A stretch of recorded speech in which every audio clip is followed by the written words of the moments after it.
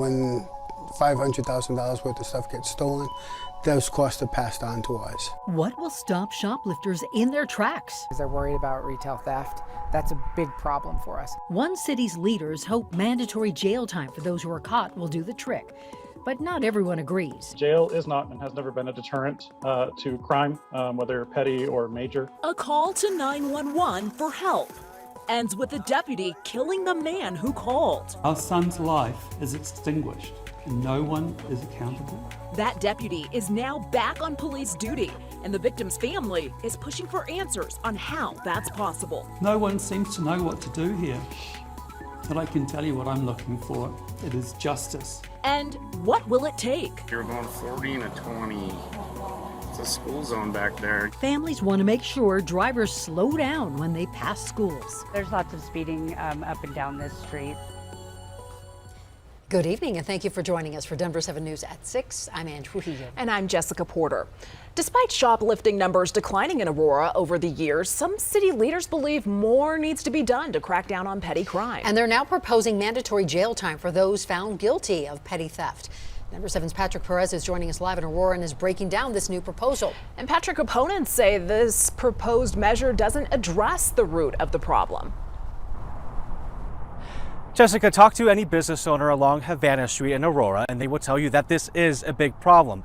At this point, they are open to whatever ideas the city comes up with, even if not everyone is on board.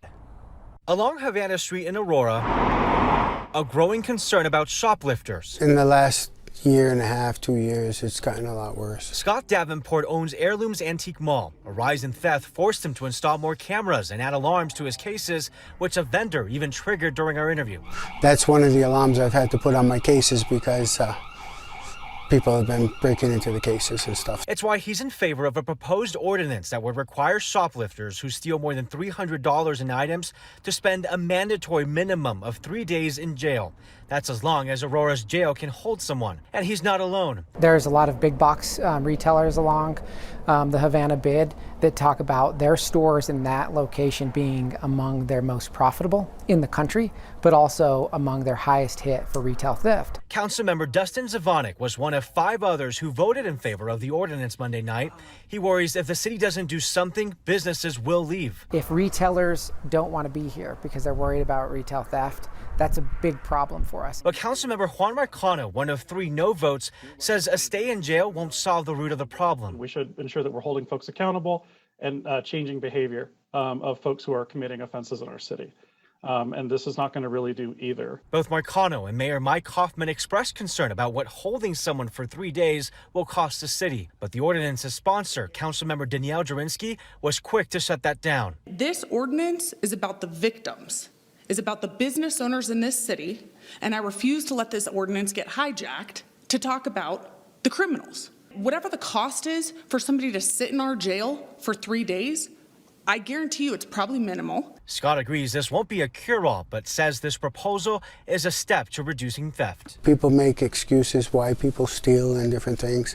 This is not anything that people need, so this is just stealing for greed.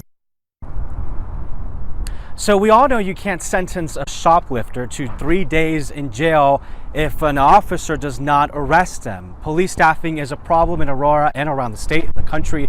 This is something some city council members are hoping to tackle in addition to that ordinance. Council members will have a second and final vote on this ordinance in about 2 weeks. It is expected to pass.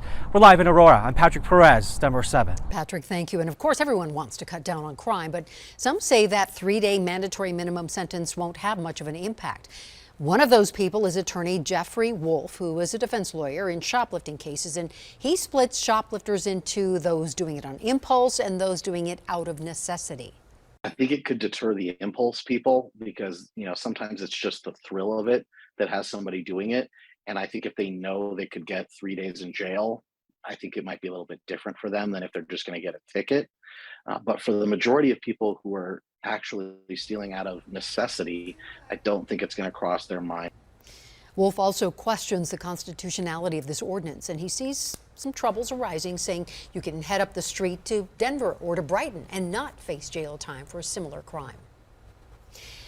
After getting his car stuck in Clear Creek County, 22-year-old Christian Glass called 911 back in June for help. Just over an hour after the first officer arrived, Glass was shot and killed by a Clear Creek deputy. And tonight we are going in depth on newly released body camera video as his parents push for answers as to why their son was murdered.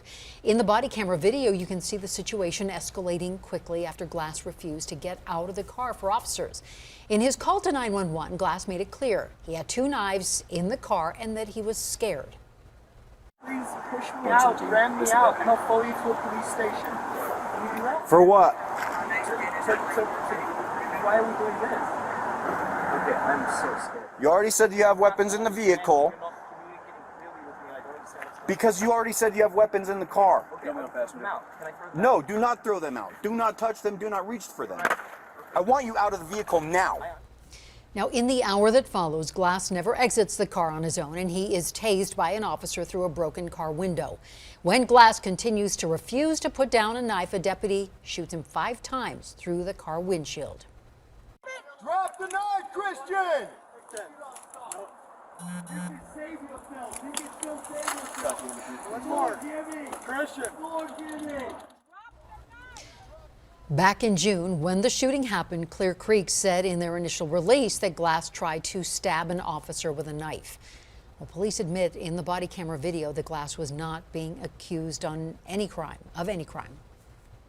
If you commit a crime, it doesn't matter who you are. If you're a member of the public, if you're a member of police force, I think we all have to be held accountable. And if this was a member of public that shot Christian 5 times, he'd be in jail. Denver 7 has confirmed that the deputy who killed Glass is back working for the Clear Creek Sheriff's Office during the ongoing investigation. Glass's parents said today that they hope releasing the body camera video would put the officer responsible behind bars. Breaking tonight, the owner of a Colorado moving company is behind bars after Contact Denver 7 exposed years of customer complaints. And our consumer investigator Jacqueline Allen is joining us live in studio tonight. This has been a long time coming. It definitely has. We have been covering this for years. We still get emails almost every week about H&M Moving and David Zoda. All this time, customers telling the same story. H&M or David Zoda packs up their things, disappears for weeks or even months, then wants thousands more to either deliver the goods, often damaged, or leave them in a storage facility. The Contact Denver 7 has now confirmed that yesterday, Denver police arrested David Zoda, whose real name is Hussein Nemat Zara, on charges related to moving allegations. Now, to give you an idea of just how much this means, here's the reaction from one former client when I told her this mover has finally been arrested.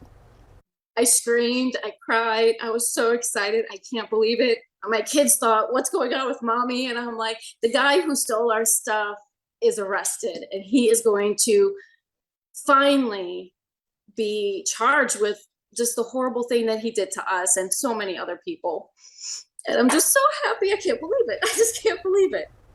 The Denver DA would not release any more information on charges tonight, but this is a huge story for so many people who thought no one was going to be held accountable. So we will stay on top of it tomorrow and go in depth on a broken system that let this go on for so long. For Contact Denver 7, I'm Jacqueline Allen.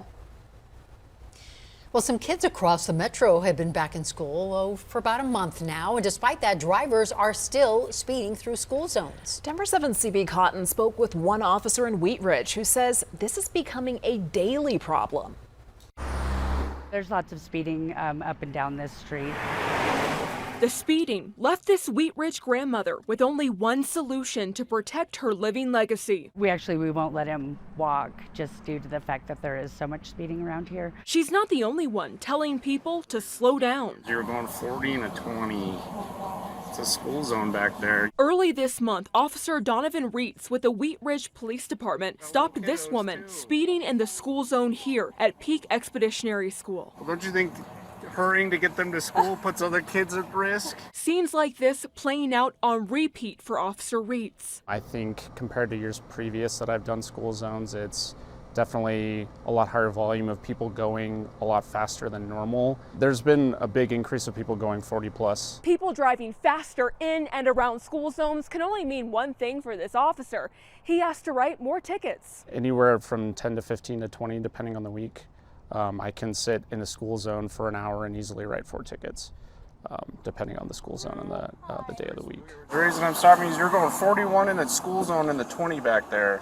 I didn't realize that was And a you definitely school. did not stop at that red light. In Colorado, speeding in a school zone can cost you doubled fines, mandatory court appearances, and points on your license. But it can also cost a child their life. So the reason I'm stopping you is you were going 43 in the school zone back there where it's a 20.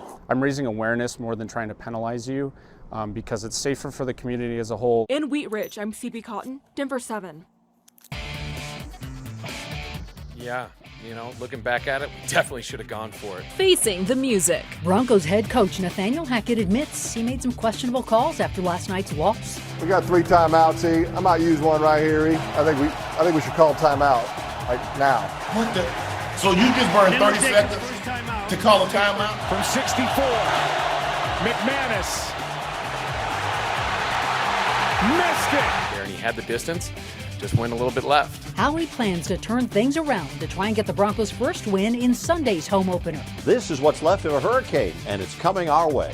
And high school football families are getting scammed after clicking the wrong link to watch the game. These accounts tend to not trace back to anybody. How to make sure you don't click the wrong link. It's a nationwide issue for high school sports.